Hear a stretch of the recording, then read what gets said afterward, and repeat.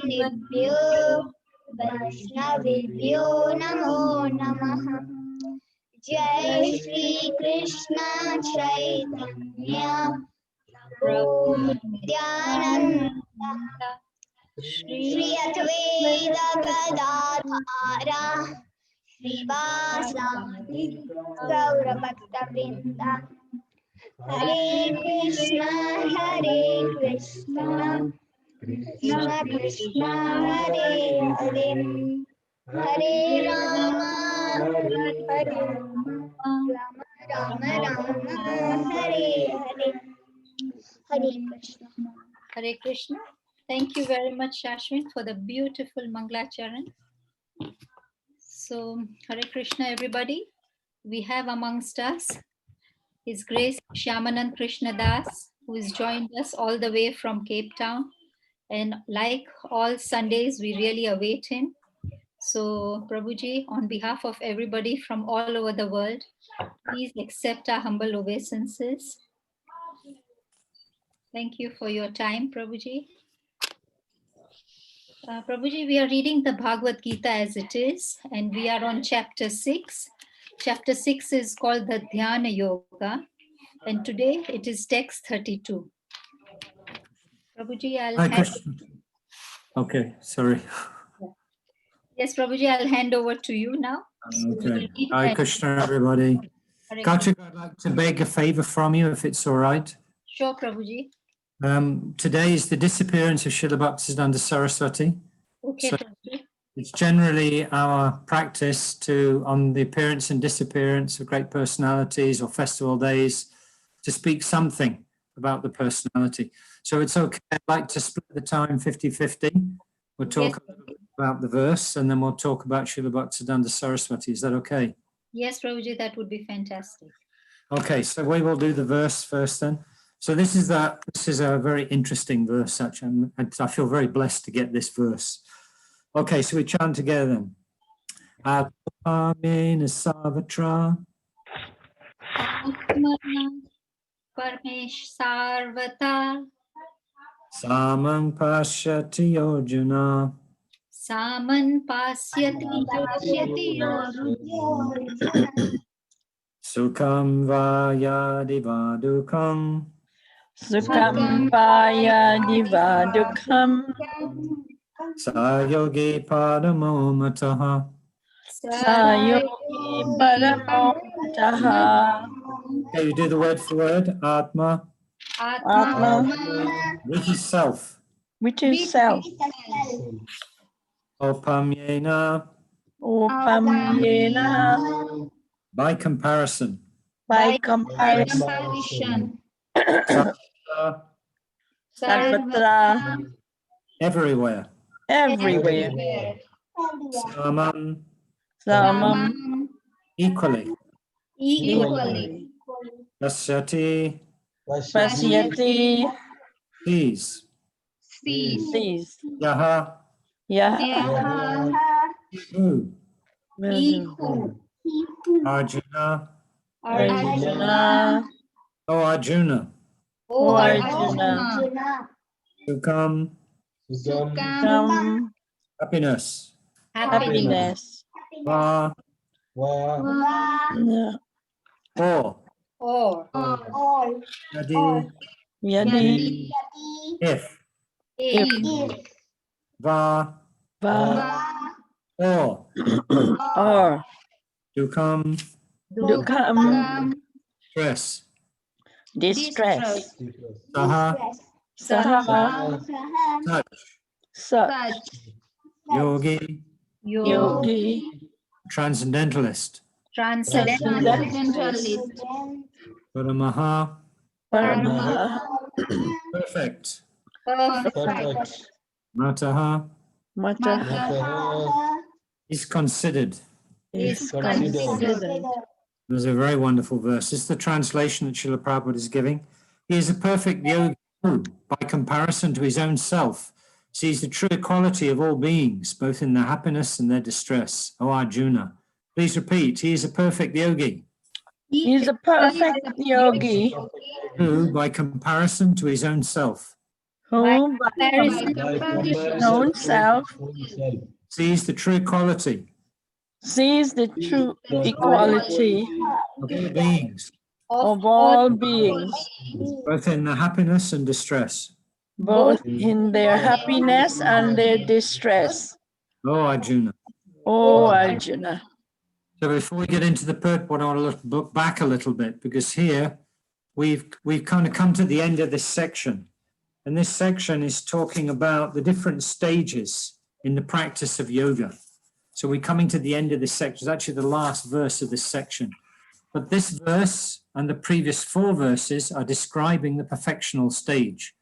In other words, one who has built the process as Krishna has described it from the beginning, from sitting in a secluded place with kusha class and a deer skin and a soft cloth and all that, right up to this point.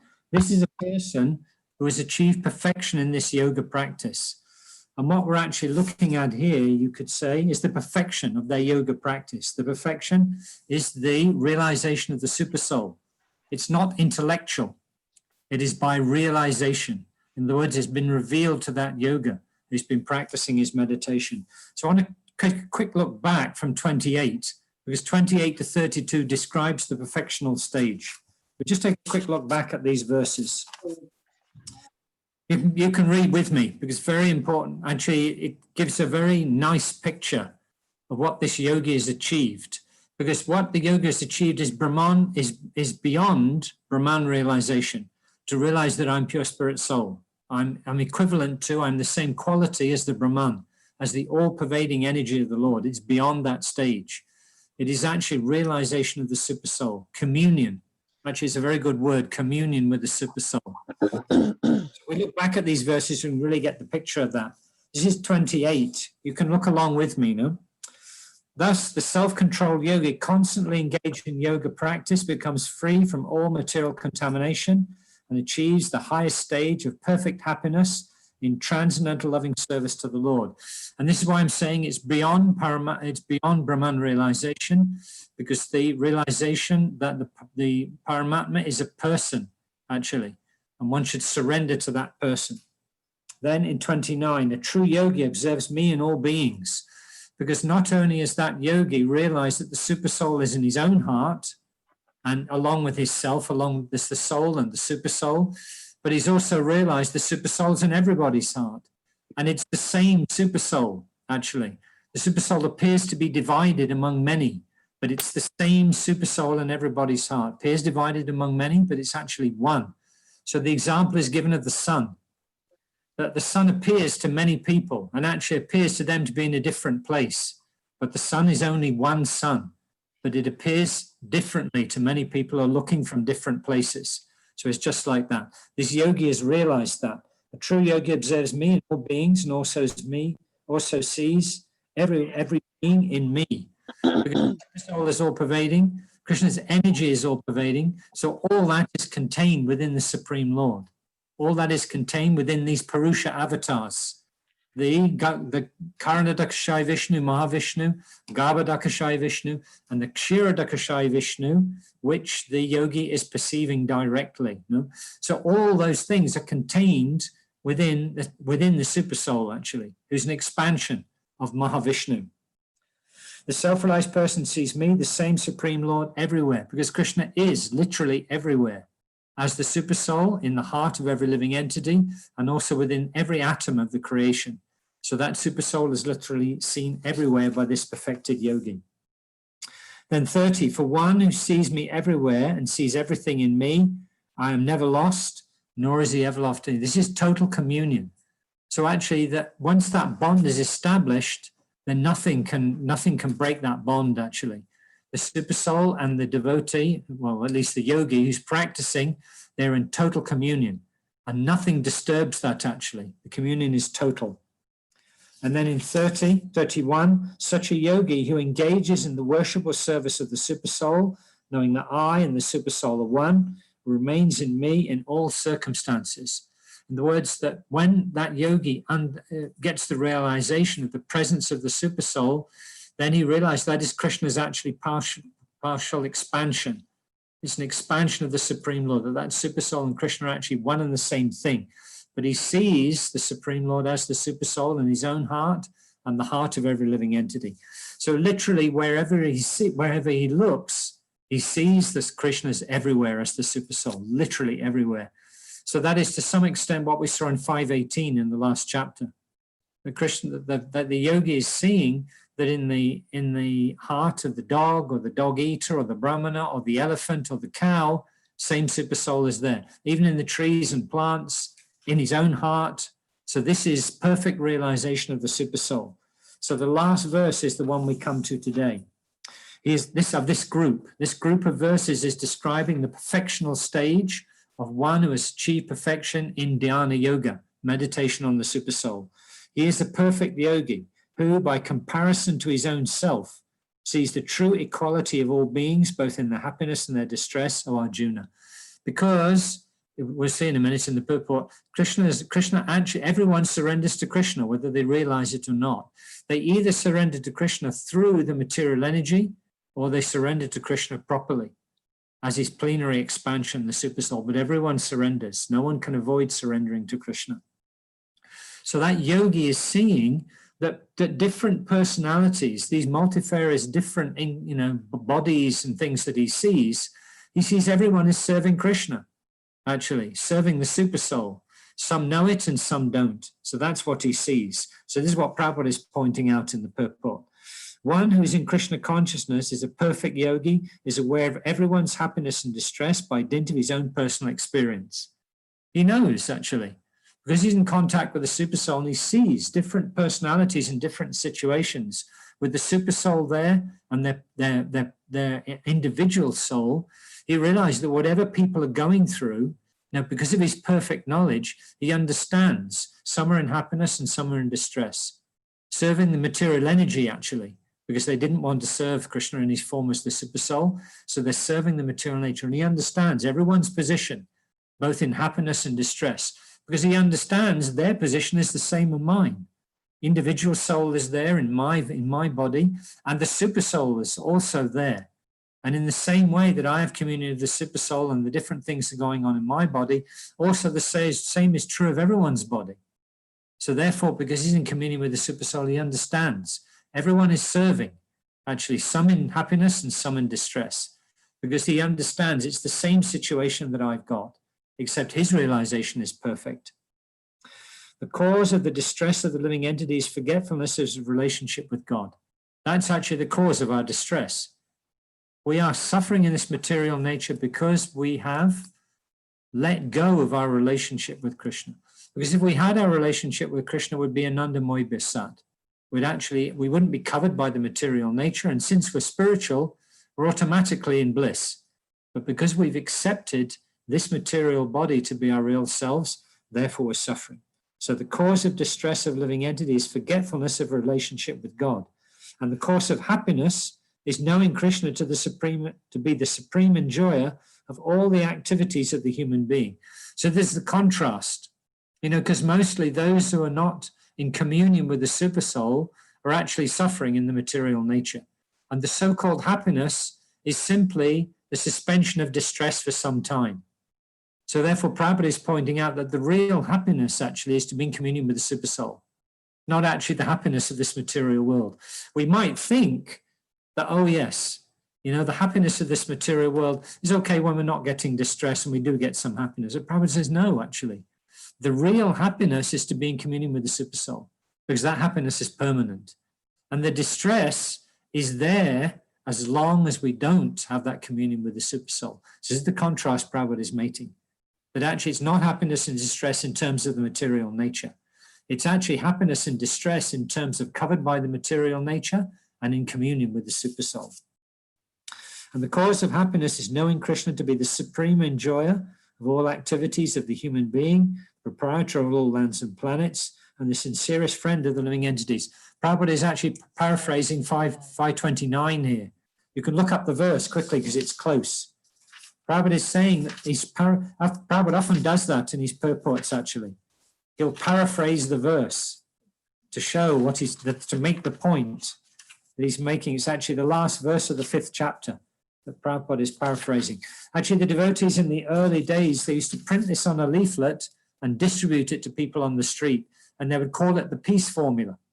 In other words, because everyone's searching for peace. So the devotees would distribute this and they'd tell people, this is the peace formula. Because the peace formulas of this material world are not working, trust me. So this is 529. A person who is in full consciousness of me, Krishna speaking, knowing me to be the ultimate beneficiary of all sacrifices and austerities, the supreme lord of all planets and demigods, and the benefactor and well-wisher of all living entities, obtains peace from the pangs of material miseries.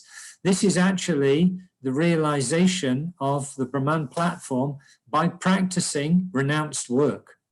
That's 5th chapter. But we're coming to the same thing here. This is the perfectional stage of the practice of meditation on the Supersoul, and they both yield the same result.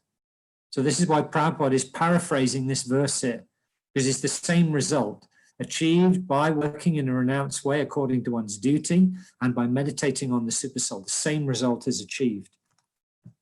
The perfect yogi knows that the living being who is conditioned by the modes of material nature is subjected to the threefold miseries due to forgetfulness of the relationship with Krishna. So we forget about Krishna, therefore we come under the control of the material nature and we get the threefold miseries.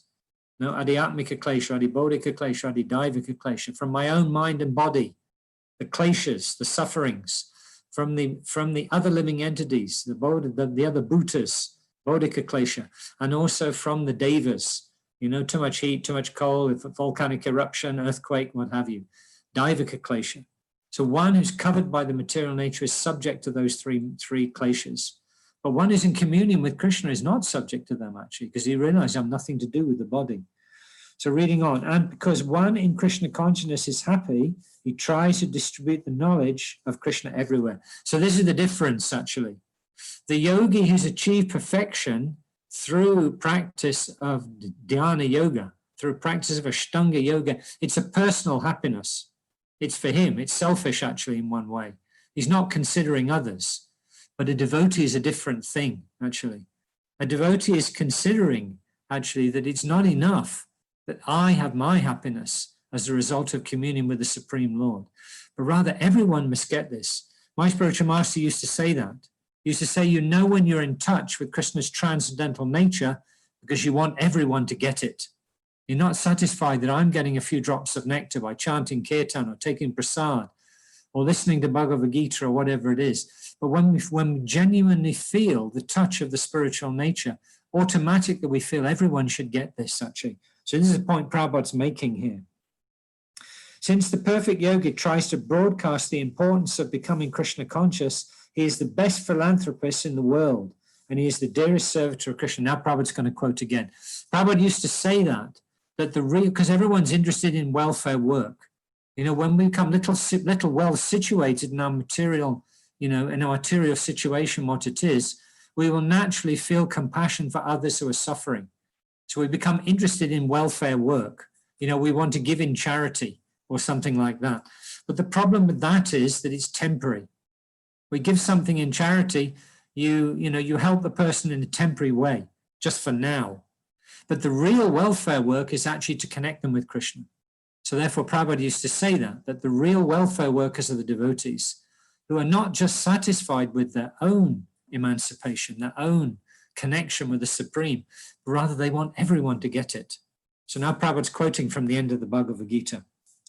He says, he is the best philanthropist in the world and he's the dearest servitor of Krishna. Nacha tasman manusheshu kaschinme priyakritamaha. Actually, Prabhupada is quoting from the end of the Bhagavad Gita. We can turn those two verses up, 1868 and 1869. It's sometimes called the last instruction of the Bhagavad Gita, 1868 and 1869, where Krishna is saying, for one who explains this supreme secret to the devotees, pure devotional service is guaranteed, and at the end he will come back to me. And the one that Prabhupada is quoting in the purport, there is no servant in this world more dear to me than he, nor there will be ever one more dear. Because if we become this kind of devotee, we're not just, we see that others are suffering in this material nature. Naturally, as a devotee, we want to do something about it. And the best way to do something about it is to revive that soul's relationship with Krishna. Like we sometimes say, that the devotees come and shake you by the shoulder, because this material nature is like a dream. So the devotees come and shake you and they say, my dear Kirtika, please wake up now. Wake up now. You're in a dream. Wake up now. So this is what the devotees are doing. They're waking us from the material dream, actually. And if we're any kind of devotee, we want to do that. It's like we're helping Krishna, because Krishna's object is to take us all back to the spiritual world. So if we help Krishna to do that, then we become very, very dear to him, actually. So this is what Prabhupada is pointing out in the purport. In other words, a devotee of the Lord always looks to the welfare of all living entities. And in this way, he's factually the friend of everyone. Just like Krishna is the Surit in the heart, he's the friend of everyone. So a devotee who becomes compassionate upon others also wants to help Krishna in activity. So it becomes the dear friend of everyone, actually. He's the best yogi because he does not desire perfection in yoga for his personal benefit, but tries for others also. He does not envy his fellow living entities. Here is a contrast between a pure devotee of the Lord and a yogi only interested in his personal elevation. That's what we're studying here.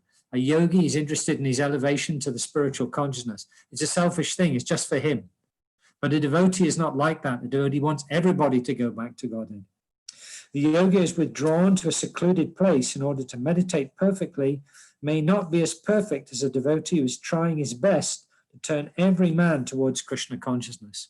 So it's described by Krishna in the Bhagavad Gita elsewhere, that she's always engaged in welfare work for everybody, actually. That is a devotee. It's not enough that I have the access to this devotional process, that I can go back to Godhead, but rather let everyone else go back. That was Vasudeva Datta from Chaitanya Mahaprabhu's pastimes. He told Chaitanya Mahaprabhu, I don't care, you let me suffer in hell for all the reactions of all the living entities, but you take them back to Godhead. And Chaitanya Mahaprabhu was so impressed with that he said, fine, because you prayed like that, I'll do it, but you don't have to suffer in hell. So this is the mood of our Sampradaya, actually. You see, Srila Prabhupada's mood was like that. That he had a very nice situation in Vrindavan. He's staying in Radha Damodar temple, Jiva Goswami's temple. He had the association of that self-manifest deity. He's living in Vrindavan, which is Krishna's place. But he wasn't satisfied with that, actually. He endured so much difficulty to come to the West so that the whole world could get this opportunity to practice devotional service and go back to Godhead. So that's the mood of our Sampradaya. So this is why Prabhupada says the yogi is withdrawn to a secluded place in order to meditate perfectly, may not be as perfect as a devotee who's trying his best to turn every man towards Krishna consciousness, because there's perfect, there's even more perfect, and there's most perfect. So a devotee of the Lord, especially in our Sampradaya, is most perfect, not satisfied with his own emancipation, but wants everybody to go back to Godhead. And Srila Prabhupada really emphasizes that. Okay, so I've used up 25 minutes. So I want to turn our attention, because there are two types of Bhagavat. I don't know if you know that. There is book Bhagavat. This is the book Bhagavat, Bhagavad Gita. But there is also person Bhagavat. And actually, we are very fortunate that we are learning book Bhagavat from the person Bhagavat. Srila Prabhupada is giving her. He is perfect devotee. He's Mahabhagavata, we say. He is walking book Bhagavat, actually. So we are hearing Bhagavad Gita through the purports of Srila Prabhupada. So book Bhagavat is also as good as hearing from person Bhagavat. So we are fortunate, well, I feel fortunate that I can share a few things with you about Srila Bhaktisiddhanta Saraswati, who is Srila Prabhupada's spiritual master. Srila Bhaktisiddhanta Saraswati is a very incredible personality, actually. Actually, if we just look on the altar in our temple, of course, we can't do that so much now. But if you look at pictures of the altars of our temples around the world, you will see that beneath the deity, sometimes there's Darshan deity, very large deity. Then there's Chota deity, that's the deity that's actually worshipped and bathed every day.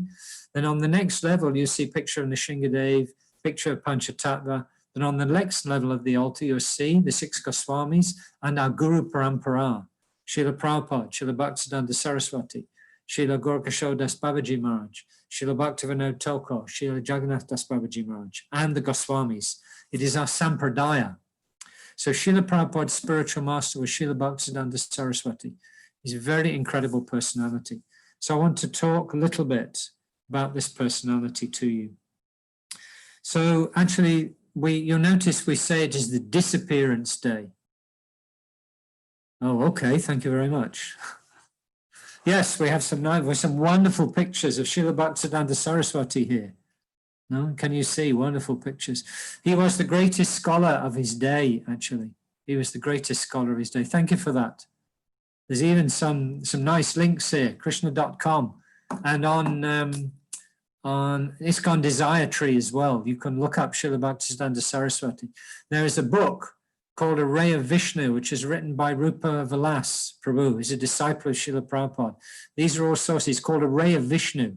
It is a biography of Srila Bhaktisiddhanta Saraswati. He even wrote an autobiography as well. So there's many sources. If you get time, you can Google and look him up. He's an incredible personality. So these personalities don't take birth and die. They appear and they disappear because they are sent from the spiritual world. Actually, in his ontological or in his real spiritual identity, Srila Bhaktisiddhanta Saraswati is a manjari from the spiritual world. He was sent in response to the prayer of his father, Srila Bhaktivinoda Thakur. Actually, Srila Bhaktivinoda Thakur appeared at a time when the information about Chaitanya Mahaprabhu and his teachings had almost disappeared. He appeared, actually, that was Krishna's arrangement, he appeared to revive it. He spent his life doing that, actually, reviving the teachings of Sri Chaitanya Mahaprabhu, which had become adulterated and almost lost, actually. No free-thinking Indian person of educated, high-class family would have anything to do with Chaitanya Mahaprabhu's teachings, could have been so much adulterated. So you can understand that because Srila Bhaktivinoda Thakur, he was Srila Bhaktisiddhanta Saraswati's father. He spent 8 years looking for a copy of the Chaitanya Charitamrita. He couldn't find anywhere. In the whole of West Bengal, which is where Chaitanya Mahaprabhu appeared, he couldn't find a copy after 8 years of searching. He eventually found a copy in Orissa. And after that time, actually, then he began to revive Chaitanya Mahaprabhu's teachings.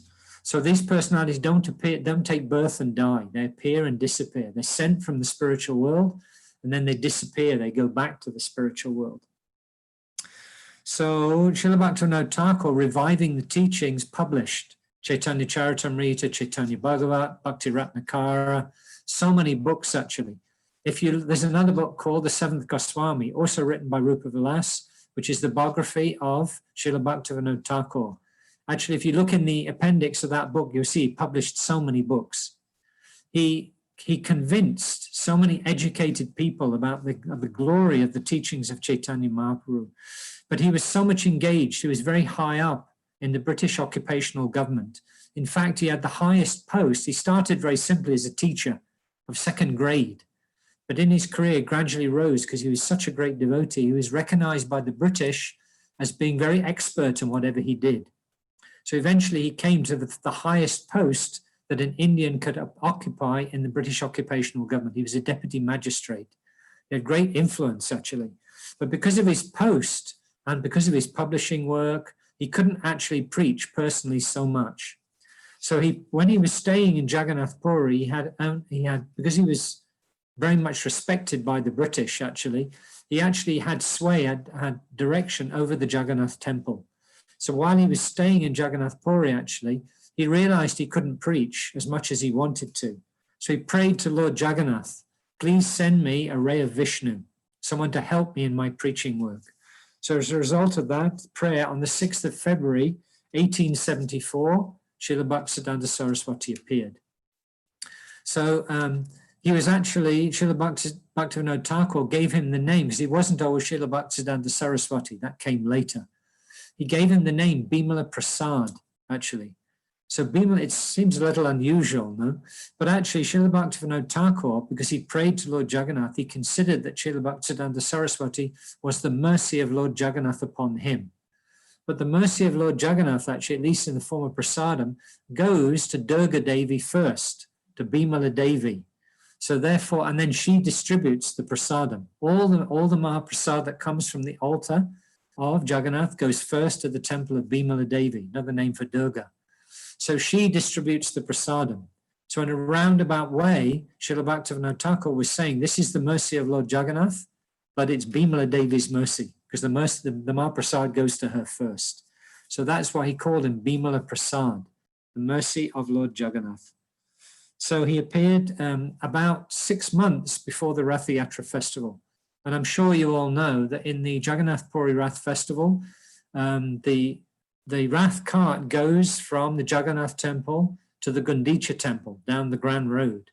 And Srila Bhaktivinoda Thakur, actually, his house was on that Grand Road when he was living. He was the deputy magistrate in Jagannath Puri. He was living there.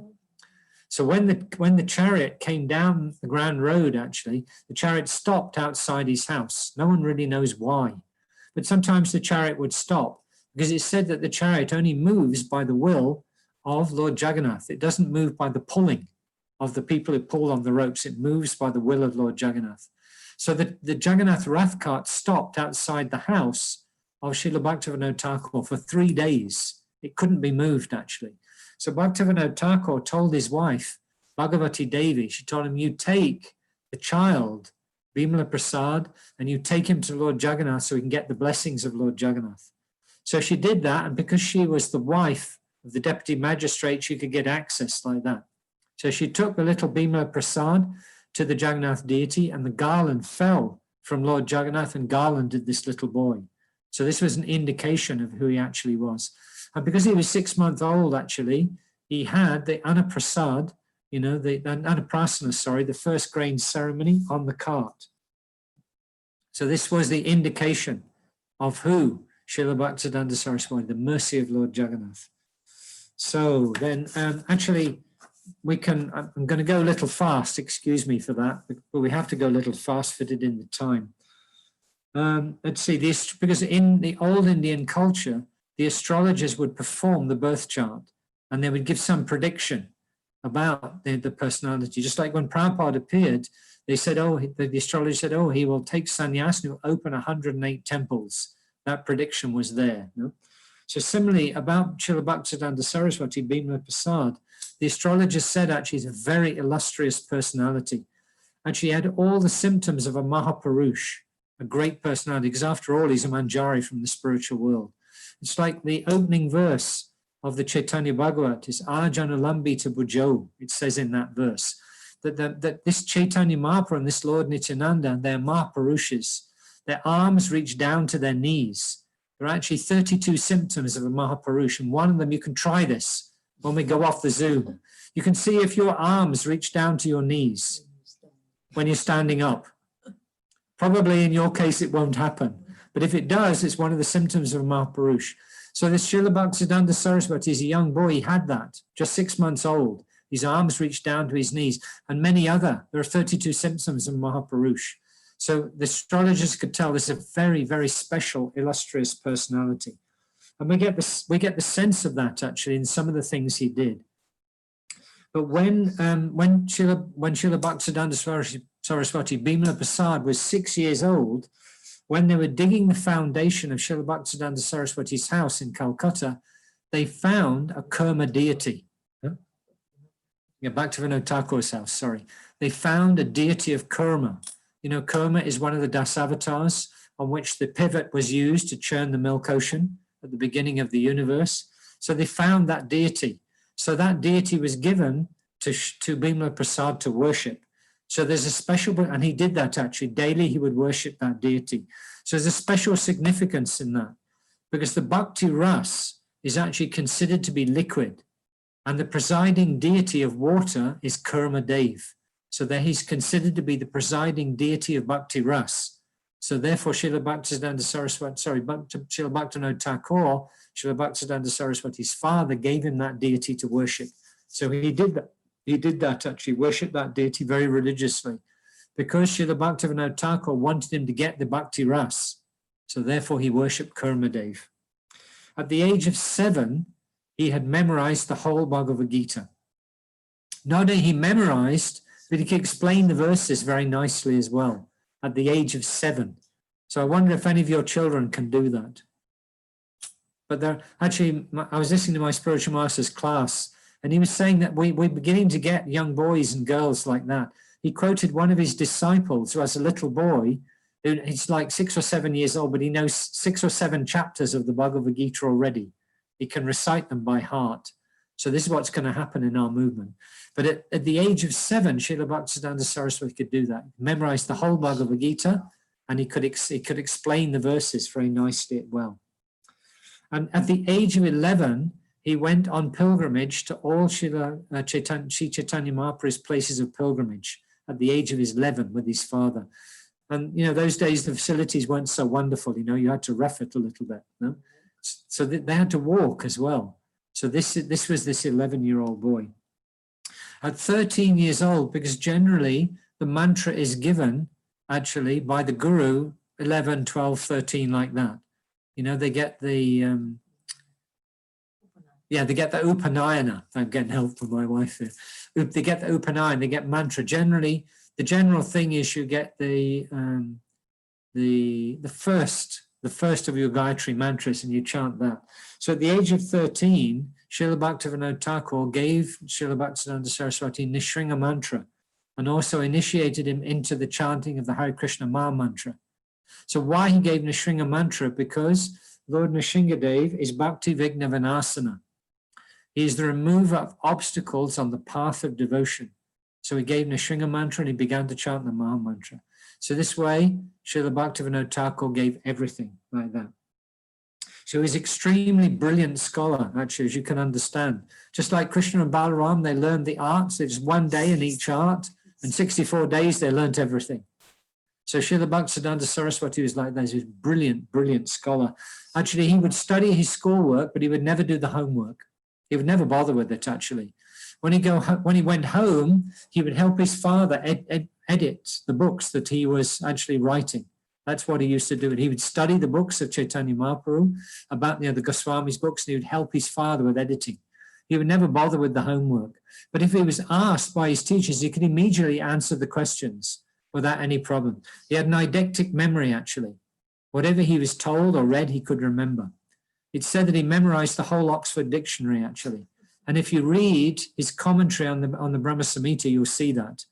You know, I'm English, and I was raised in quite a traditional way. You know, my command of the English language is pretty good. But if I read that, I have to get a dictionary to understand the words that Srila Bhaktisiddhanta Saraswati is using. Just as an example of that, he calls Krishna the transcendental autocrat. That is how he refers to Lord Krishna. And he refers to the material energy as Krishna's stupefying potency. So you get an understanding of what an incredible scholar he was, no? So he was so expert, actually, he was offered the chair of the Sanskrit University in Calcutta. I think at the age of 12 or 13, he was offered the chair, that you come and be the professor. But he turned it down, actually. He said, no, I don't want to get involved in all that.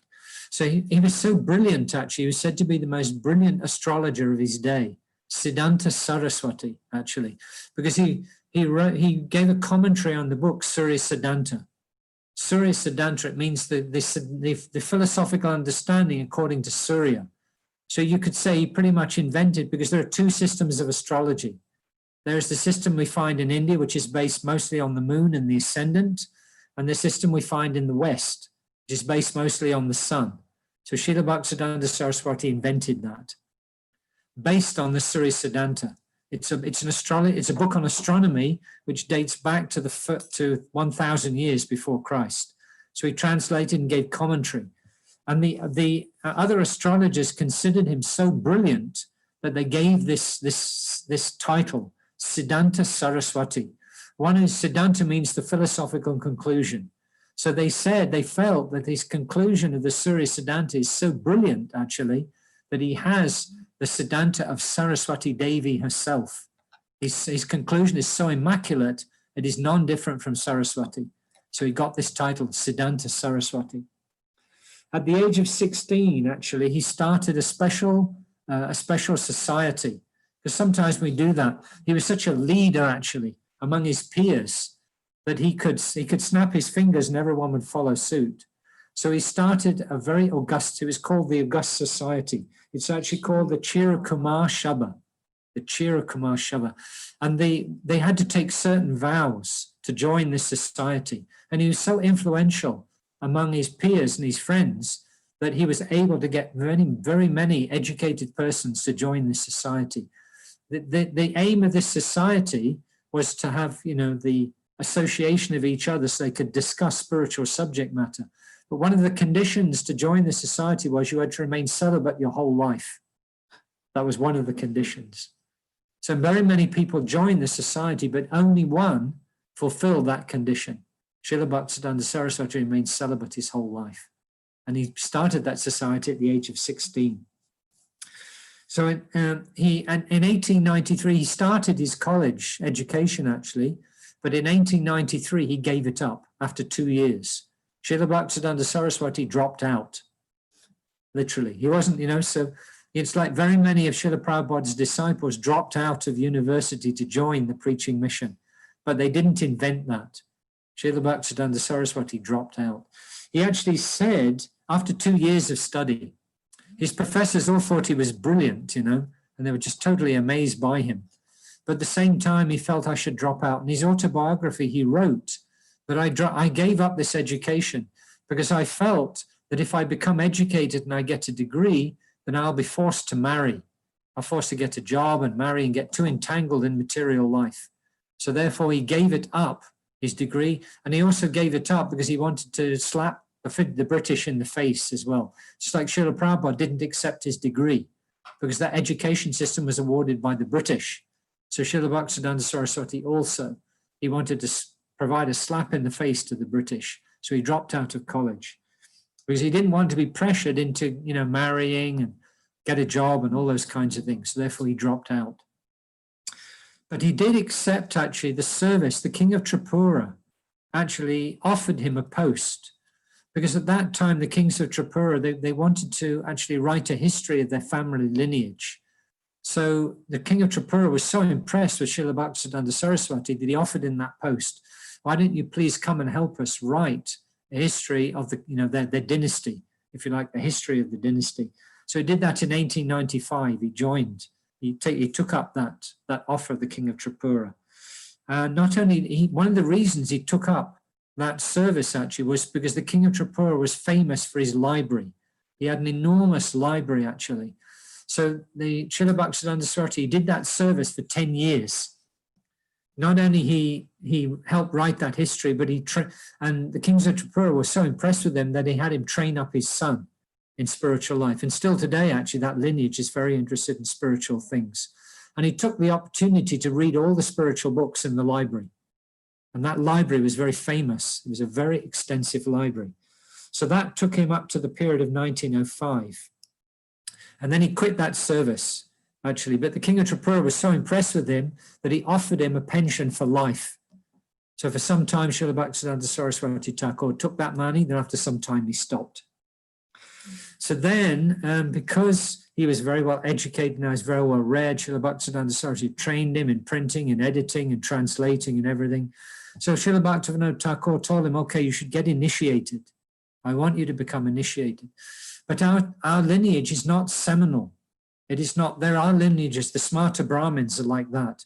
They say, you cannot become well-versed in spiritual life unless you're born in a particular seminal succession. You have to be born in the family of a Brahmana. So in Vaishnava circles, we don't do that, actually. So rather, Srila Bhaktisiddhanta Saraswati, Srila Bhaktivinoda Thakur didn't want to initiate him. Rather, he sent him to Gorkashoda Das BG Maharaj. Now, if you know your Vaishnava history, Srila Gorkashoda Das BG Maharaj was a bhajana Nandi. He was so immersed in his relationship with Krishna that he didn't preach. He would just go from place to place, and he wanted to avoid people generally. If he was hungry, he would sometimes eat mud from the Ganga.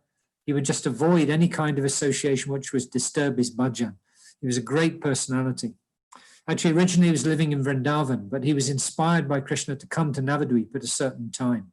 So Srila Bhaktivinoda Thakur, when he would give discourse, Gorkashoda Das BG Maharaj would come and listen to the discourse. And he actually made him a kind of bhajan kutir in his place, Sarabi Kunj, on the bank of the Jalangi in Navadvip. So Srila Bhaktivinoda Thakur told him, you go get initiated by this person. So he very humbly went, course, it was very difficult to find Gorgashow Das Babaji Maharaj. We eventually found him. So he told that, I want to get initiated by you. So Srila Gorgashow Das Babaji Maharaj laughed. He said, first of all, he said, I'm illiterate and you're the greatest scholar of the day. So how is that possible? And he said, anyway, he said, I'm not qualified. He said, and I couldn't even follow my guru. So how can I be your guru?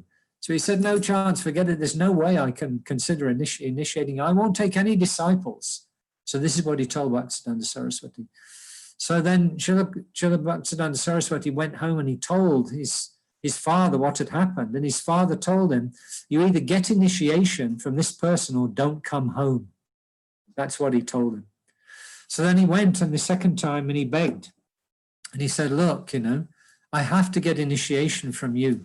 He said, I haven't come to you for scholarly understanding.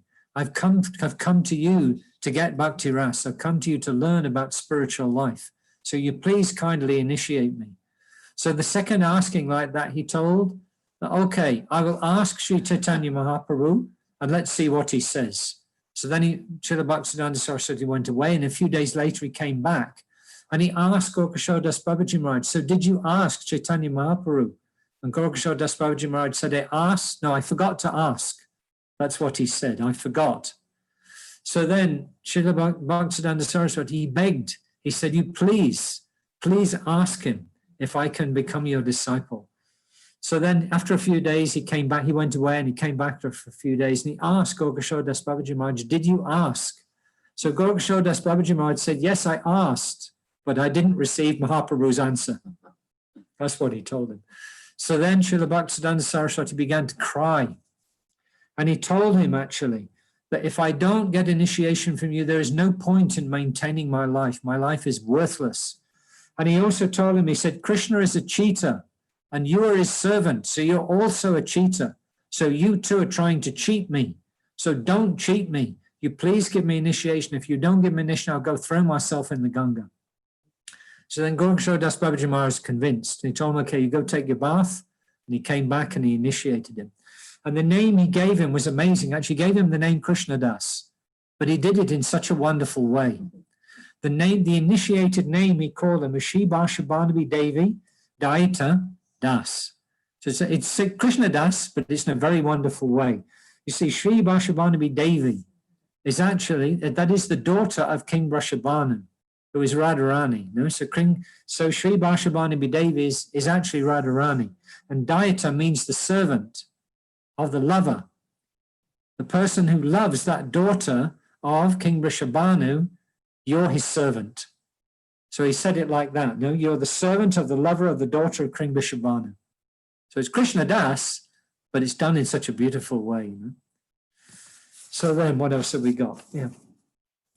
So he traveled to South India. Actually, many of the things which Srila Bhaktisiddhanta Saraswati actually introduced some things in our sampradaya which weren't there previously, like the taking of sannyas, the Tridandi sannyas in a very formal way with robes, to actually have the two initiations, the initiation into Harinam mantra and then the initiation for Gayatri mantra. These things he picked up and some other things as well, which I don't want to get into too much detail here.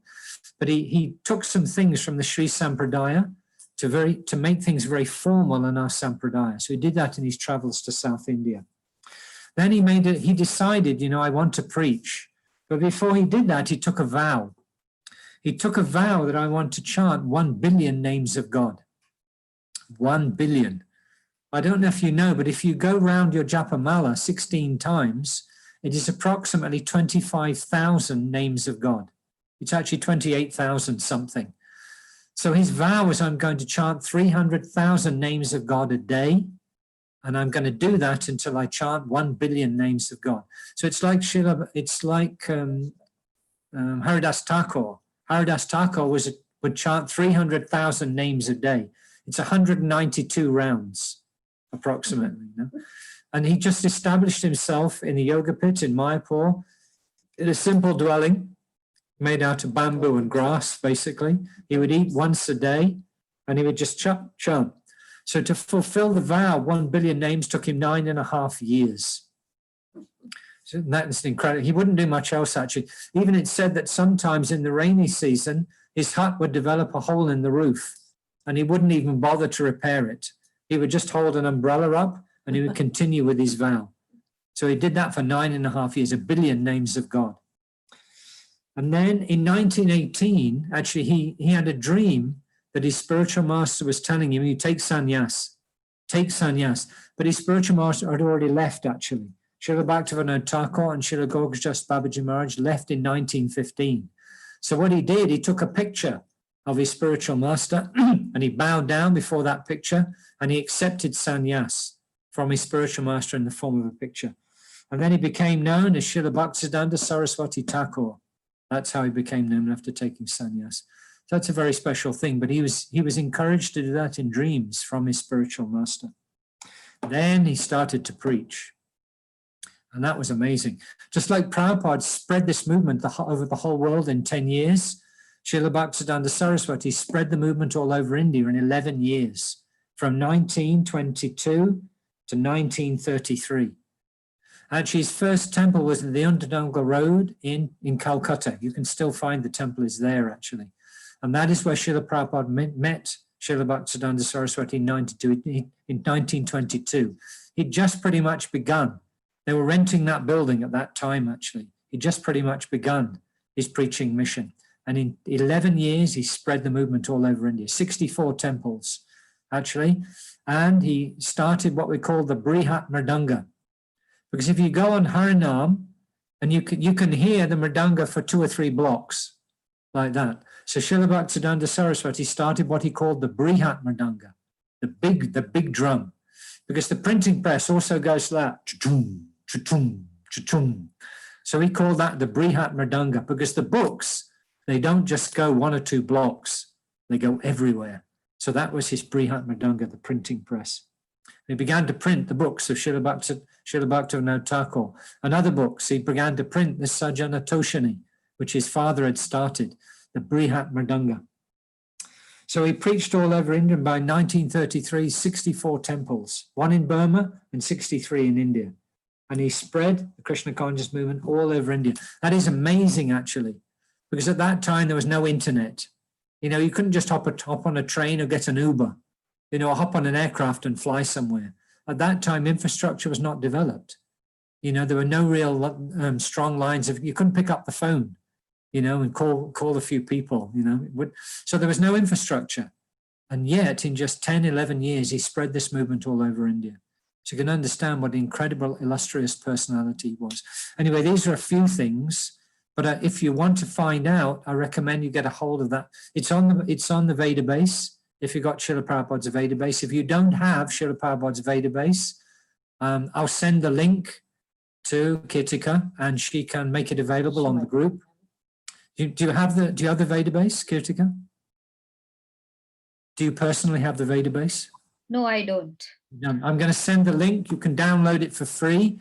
There's all Srila Prabhupada's books, and the Ray of Vishnu is also on that. You can read for yourself what an amazing personality he was. Okay, so anyway, I kind of just about got to the end of what I wanted to say. I wonder if there's comment or question. I see there's 8 things on the chat. We'd better have a look. No? So the last 2 are the questions, Prabhuji. The last 2 are the questions, okay. Actually, we can understand, if we study, actually, the acharyas in our line, actually, we can understand what an incredible aristocratic lineage we belong to. Actually, many of them are manjaris from the spiritual world.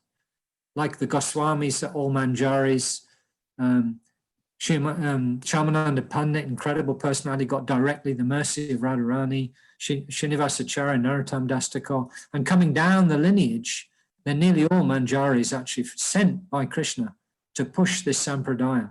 So that we even Srila Bhaktivinoda Thakur, Srila Bhaktisiddhanta Saraswati, manjaris from the spiritual world. If we study them, it will give us so much confidence actually that what we belong to is the most incredible sampradaya actually, full of the most incredible personalities. They're all aristocratic girls from the spiritual world. I'm not joking because they're manjaris, most of them actually. Gopis from the spiritual world, nearly all of them.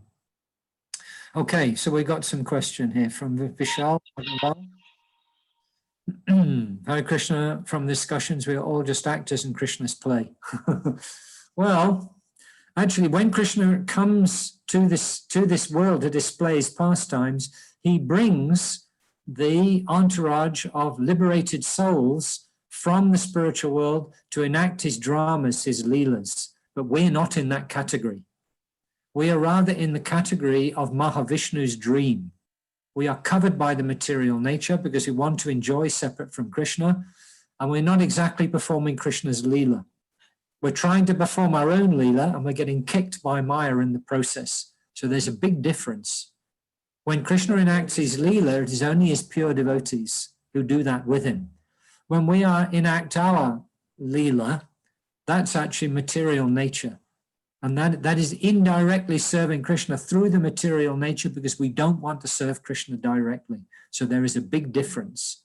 One is material, the other is spiritual. Is that all right, Vishal? So we're not actually actors in Krishna's play. We're actors in Maya's play. That makes sense. Yeah, absolutely. Thank you, Hare Krishna. Therefore, if we recognize this material life as a play direct to Krishna, we can see him everywhere. Now, it's better to recognize that when we're materially activated, that is Durga. The demigods are pulling the strings. I wonder if I got that picture in my Bhagavad Gita.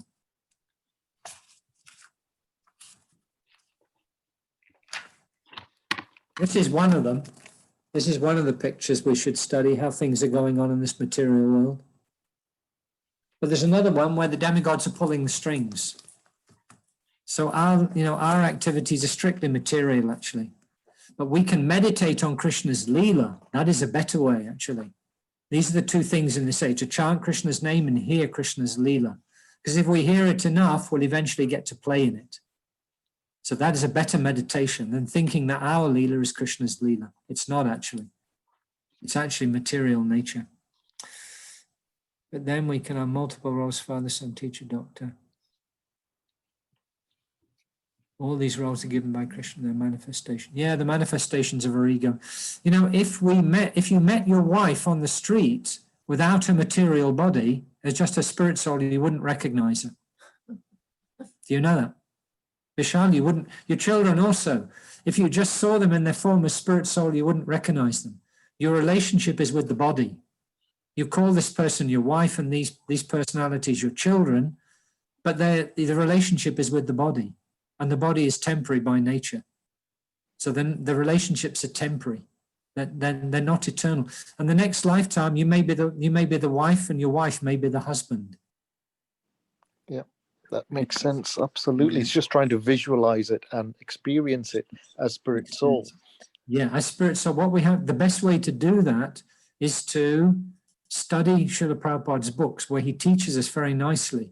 And then as much as we can, meditate that we belong in the spiritual world. And the best way to do that is to chant Krishna's name, offer our food to Krishna, hear Krishna's pastimes, mix with the devotees favorably, and try and do some devotional service. But at the same time, maintain our duty as a husband and a father and an employee or employer or whatever you do very nicely. Maintain those things very nicely. But without being attached to them. Is that? Yeah, without being attached. To understand, actually, your wife is actually Krishna's maidservant. So you mustn't steal her. Okay? Yeah. Your wife is Krishna's maidservant, so be careful how you deal with her. Okay, Michelle? Yeah, makes sense. Does this answer your question then? Thank you very much, Hare Krishna. Hare Krishna. Hare Krishna, why Srila Prabhupada took so many years from 1933 to move to spread the Krishna to the West? You see, which Srila Prabhupada do you mean? You mean our Srila Prabhupada? I assume you mean, yeah? You see, that was Krishna's arrangement, because Srila Prabhupada actually, from the time he met Srila Bhaktisiddhanta Saraswati, when they met, he actually didn't want to go to meet Srila Bhaktisiddhanta Saraswati.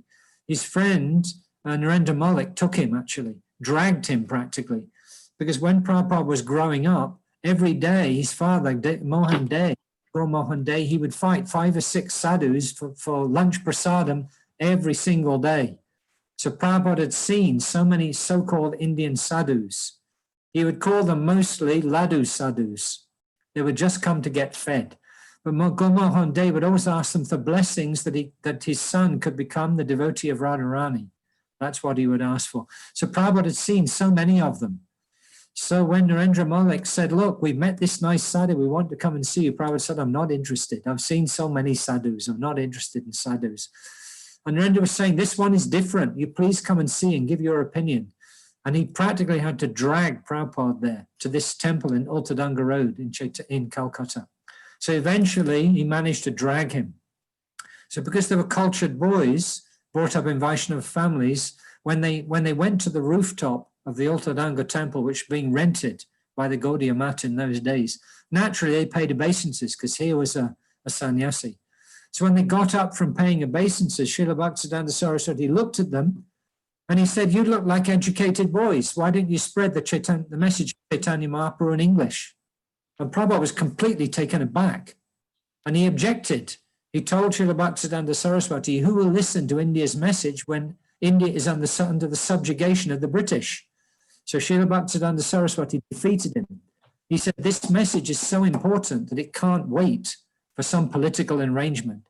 It has to be done immediately. It can't wait for anything. And Prabhupada was convinced. And at that time, he accepted him as his spiritual master. And he struggled his whole life. If you read Srila Prabhupada's biography, it's written so nicely. It's called the Srila Prabhupada Leelamrita. If you read it, you will understand how Prabhupada struggled his whole life. Every opportunity he get, he would talk to people. He would write letters to government officials. Anyone who would listen, he would tell them, give me money, give me facility, I'll spread Chaitanya Mahaprabhu's mission. He struggled his whole life, actually. And then even at the end of his life, he considered, okay, let me translate somewhat. So between 1959 and 1964, he translated the first volume of the Srimad Bhagavatam. And he had it printed. And then he felt, okay, now things are right. So then he felt, well, my spiritual master wanted me to go to the West. So let me go.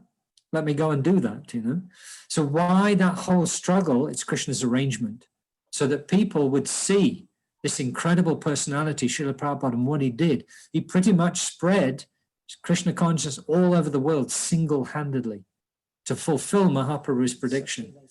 There's a prediction in the Chaitanya Bhagavat like that, that Chaitanya Mahaprabhu was saying that my name will be chanted in every town and village. So who did that? That was Prabhupada. He had no followers, no money, and no contacts in America. One contact he'd never met. And in 10 years, he spread the movement all over the world. So it's Krishna's arrangement so that everyone would realize what an incredible personality Srila Prabhupada is. Does that answer your question, Jolly? Yes, thank you very much. So Connecting to that, yes. Is there a link for his biography at all? Sorry, is there? A link for Srila Prabhupada's biography. I will send the link to Kirtika. She will post it on the group. If you download that and put it on your computer, the Srila Prabhupada Leelamrita is also in it. Oh, Hare Krishna, that's really nice. All Prabhupada's books, the Leelamrita, the books of the Acharyas, you can spend your life studying this life and many others, actually. That's the key, isn't it? It's really helpful. Yeah. If you read about, when I first read, one of the first books I got was a condensed version of Srila Prabhupada's biography. When I read that book, it made me cry. Wow. Prabhupada went through to spread this movement. It's unbelievable what the difficulties that Prabhupada, he suffered 2 heart attacks. Actually, Sumati Maharaji to give him a passage on a ship to America. And she refused at first. She said, what do you want to go there for? It's cold, you'll die. That's what she told him, actually. But he begged and begged, and eventually she gave. And on that journey, actually, he had 2 heart attacks. He almost died. That's what Prabhupada went through to bring Krishna consciousness to the West. It's amazing, actually. It'll make you cry what Prabhupada went through, actually. Yeah. I was amazed that he had to beg for a passage because so many people knew of his goodness. You would think they would offer, don't you? And I mean, he was quite well off, wasn't he? No, he wasn't, actually. He wasn't. Originally, he would go to Srimati Maharaji to get donations so he could print the Bhagavatam. Wow. You must read the first volume of the Leelamrita, Jolly. You'll see that the Prabhupada... Leelamrita, thank you very much. Yeah. You must read. He had no money, actually. From the time that he left home, he pretty much had no money. Prabhuji, there are 3 more questions. One is in the chat, but we overlooked it. It is, how do we develop patience and humility like that of Bhakti Siddhanta Saraswati Thakur? For instance, if someone refuses to give you initiation, my inclination would be to give up and ask someone else. Hare Krishna. Yeah, you see, these things are Krishna's arrangement. They're not ordinary. You know, that the greatest scholar of the day was instructed to take initiation from someone who was literate, couldn't read or write. It's not an ordinary thing. It is Krishna's arrangement in order that to teach us certain things through the behavior of Srila Bhaktisiddhanta Saraswati. It's a leela. It's meant to teach us certain things. So for us, for mostly, if we're a good devotee and we genuinely develop a relationship with initiating spiritual master, then they're merciful, actually. They will give. But you have to qualify yourself. That's the point. So the qualification is to be very strictly adhering to Srila Prabhupada's teachings in terms of the basic things we should practice, and also to be very keen to learn about spiritual life from your spiritual master, to be very enthusiastic to ask questions. If these things are there, ISKCON spiritual master will give you initiation. You won't have to beg. Like, that's Krishna's arrangement, that he had to beg to show the greatness of the personality. But we're not like that. You know, if we have to beg, we'll get discouraged if the spiritual master tells us no. Actually, ISKCON spiritual master are extremely merciful. If you qualify yourself, they will definitely give initiation. Is that all right? Avinash Prabhuji, is that okay? Is that okay, Avinash? Okay. Yes, thank you very much. Thank you. Okay. So my question, Avinash, is when are you taking initiation then? I am aspiring for a guru, so I'm waiting. I'm doing Okay, my I'm doing my. Can I help you a little bit? Can I help you a little bit? Yeah. Do you ever find yourself offering flowers to Srila Prabhupada in Guru Puja? I do in the Guru Puja, yes. Yeah. So when you do that, when you're paying obeisances to Srila Prabhupada, you kindly request him to reveal your spiritual master to you. Okay, okay. And Srila Prabhupada, you follow the process to the best of your ability and you pray to Prabhupada and he'll reveal your spiritual master. Okay, thank you very much. Hare Krishna Prabhuji, there is a question from 2 people who have raised their hands since half an hour. The first one is from Divyesh Prabhuji, the second one is from Kruti Amin. Divyesh Prabhuji, unmute and ask your question, please. Hare Krishna Prabhuji. Hare Krishna. My question is the following. From your purport, it says that we should spread Krishna consciousness. Yet there was somewhere, if I'm not wrong, it says you should not teach or waste your time spreading Krishna consciousness if somebody's a atheist or somebody who is not interested. So I just wanted to clarify that, number one. Number 2, the appearances and Can we do disappearance. that one first? Oh, sure, okay. You see, we offer the opportunity to everybody. When you look at someone, you won't know. How will you know? By looking at someone if they're ready for Krishna consciousness. You won't know, actually. So therefore, we offer the opportunity to everyone, but we don't force. We offer the opportunity and we see who's interested. And we work with the ones who are interested. The ones who are not ready yet, okay, let Krishna work on them, fine. But the ones that are interested, but if you don't offer to everybody, how will you find the ones that are interested? Is that all right? That's a very good answer, thank you. Okay, and the second question? My second question was, appearance and disappearance days. We say, is it only for personalities who come from the spiritual world to the material world, or is it happen to every soul? Because we all just change bodies, so we appear and disappear. Just kindly clarify that as well. Sure. You see, our appearance and disappearance is forced by karma, but the appearance and disappearance of great spiritual personalities is not, actually. Now, the great spiritual personalities broadly fall into 2 categories. There are those who are nitya siddhas. In other words, they're eternally liberated. They come from the spiritual world. Actually, there's 3 categories, but the third one is very rare. The second category is what's called sadhana siddhi. They become perfect by practice of the rules and regulations. you know. So generally our spiritual masters are initiating are in that category. They've become perfect by practicing the process very diligently, and they've got mercy from Srila Prabhupada.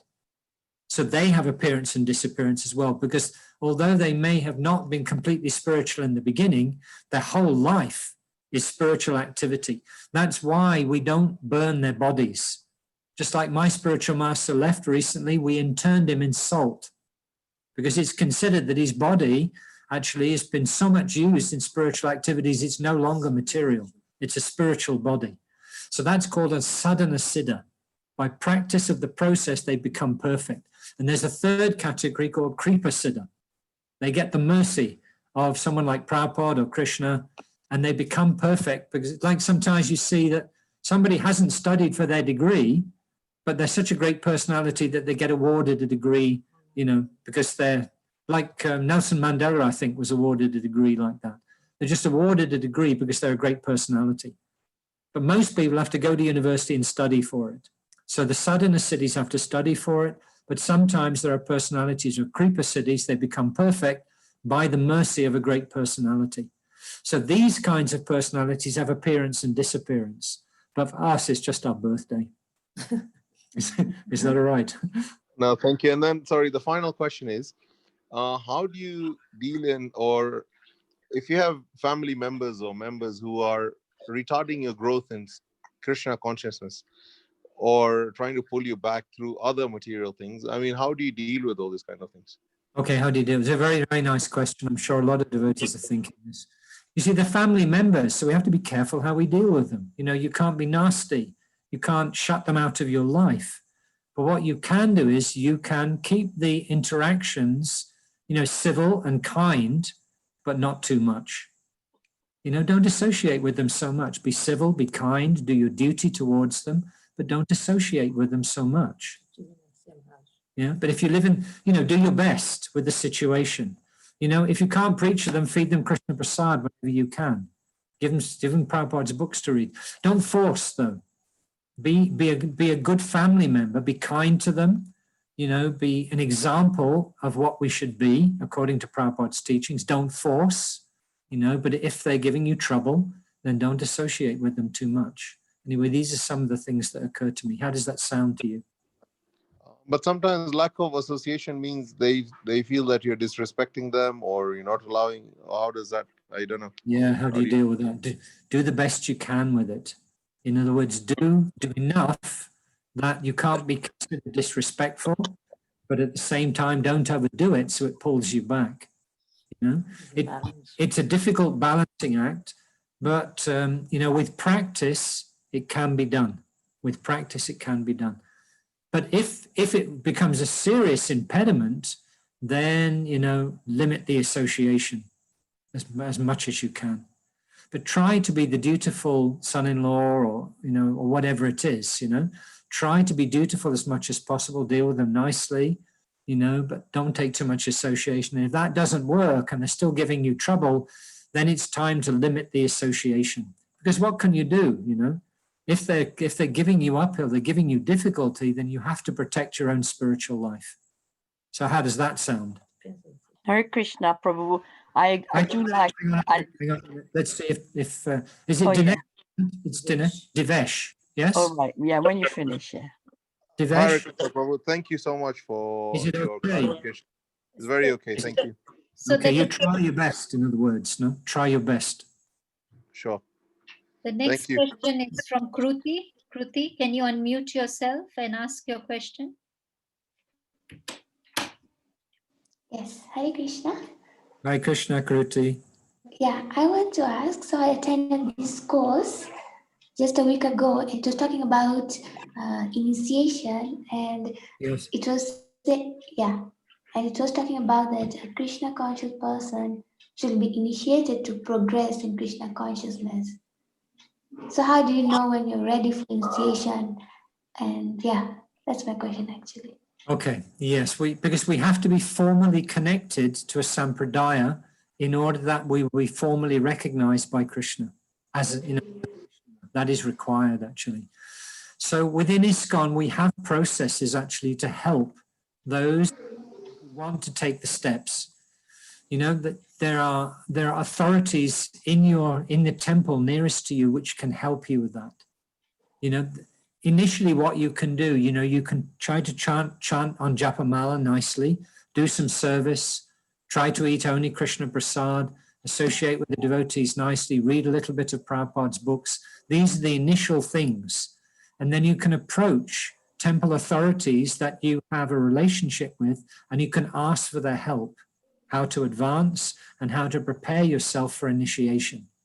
How does that sound to you? Okay, yeah, that sounds good. Yeah. Do you have connection And with your how about, local temple? sorry? Do you have a temple Yeah. with a you do? Yeah. Do you have the devotees in that temple that you talk to? Yes.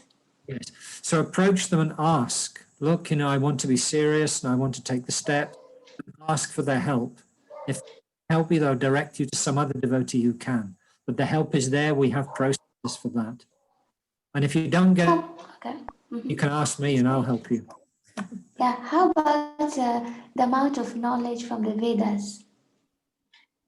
Okay, you see, Srila Prabhupada has given us books. Srila Prabhupada has given, they're the main things. Study Srila Prabhupada's books because Srila Prabhupada is our father. You know, he's the main Shiksha Guru in our Sampradaya. He's the preeminent Shiksha Guru for all ISKCON devotees. So the main thing is to study Srila Prabhupada's books, Bhagavad Gita. But not everything at once, you know, according to your ability and according to you, how much knowledge you can absorb.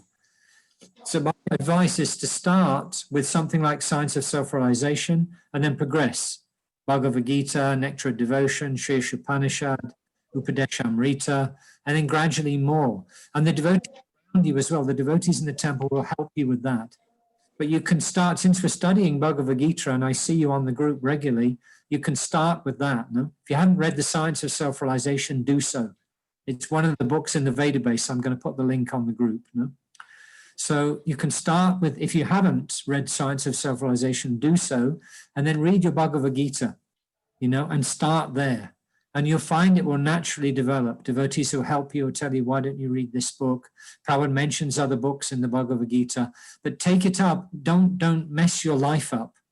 Take it up gradually according to your ability. Does that make sense to you? Yes, it does. Okay, is that all right then? Is that all Yeah, right? thank you. Yeah. Thank you very much. Hare Krishna. Hare Krishna.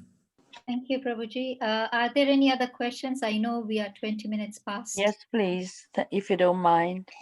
It's It's going to be quick. It's only feedback for that Mataji just now. No problem. In Bhaktivedanta Mana, there are umpteen help towards initiation. Amazingly rich help. You can have a mentor, and then you can move on from there, and they encourage one to do it, and they give you all the advice necessary. So if Mataji is from this area, that'd be great to help. And the other Prabhuji who asked about, you know, relationships and Krishna conscious activities. Well, I've had a bit of a problem with my sister a couple of days ago. And because she was assuming what happens at Hare Krishna, then she thought I got hooked with it, and which is true, I have got hooked with it. But she thinks I'm going to be, you know, branching away from the family and be, you know, and get into some kind of difficulties and all that.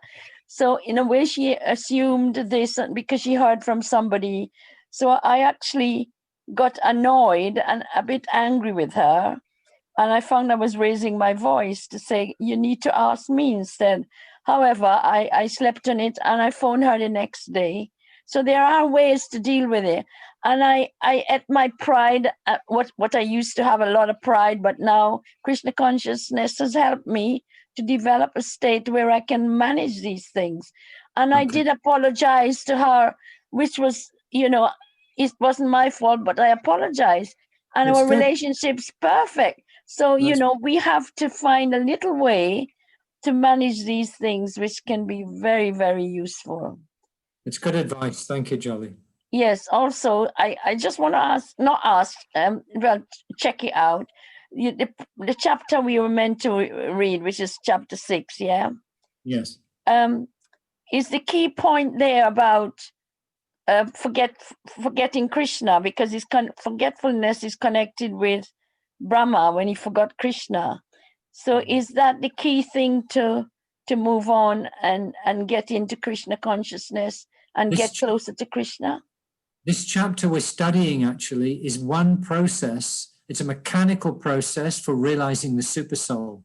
Krishna has included it in Bhagavad Gita because Krishna is describing many Vedic processes of spiritual advancement. No?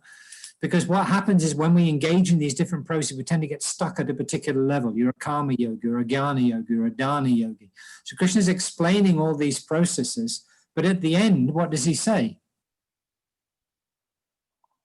Don't forget me. No, he says, you give up all this religion and just surrender to me. Yeah. Give it all up.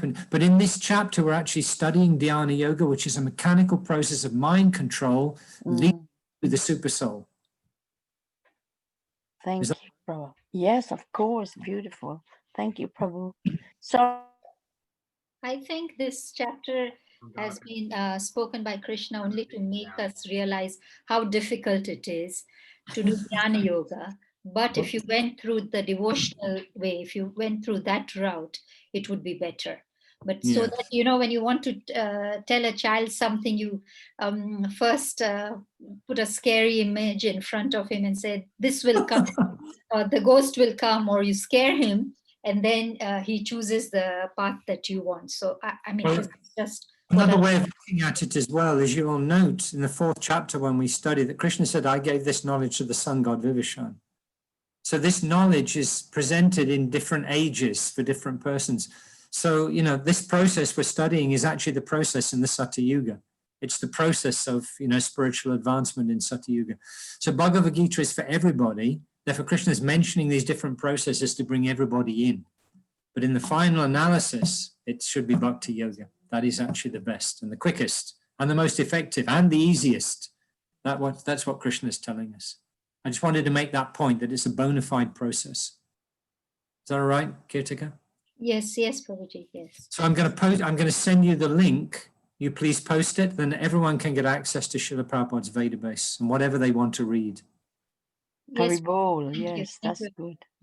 And I finally sent you some harmonium. Did you see?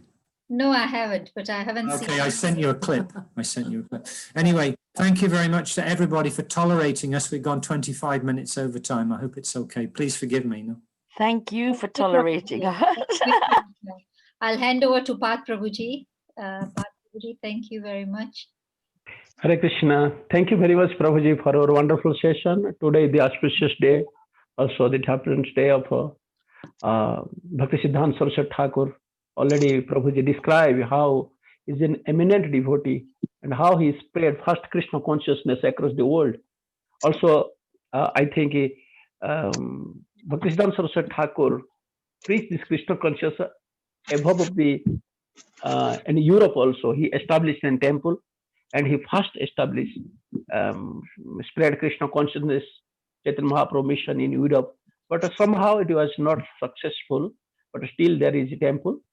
But his disciple Prabhupada, by the mercy of his Guru and Gauranga and Chaitanya Mahaprabhu, he fulfilled this one. But he's a very eminent personality. He's very scholar and astrologer, so many things. Thank you very much, Prabhuji, for this wonderful day. You are giving wonderful session and lecture.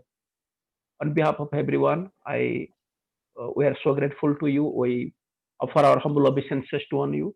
I request all the devotees who join here, please unmute yourself and chant Hare Krishna mantra once for glorification of His grace. Shyamanand Krishna Prabhu, please join with us. Please chant Hare Krishna, Hare Krishna, Krishna Krishna, Hare Hare, Hare Rama, Hare Rama, Hare Rama, Rama Rama, Hare Vancha kalpa tarubhyasya Kripa Sindhu Devasya Paritanam Pavanebhyo Vaishnavebhyo Vaishnavibhyo Namo Namah. His Grace Shyamanand Prabhu ki Jai Srila Prabhupada ki Jai. Jai.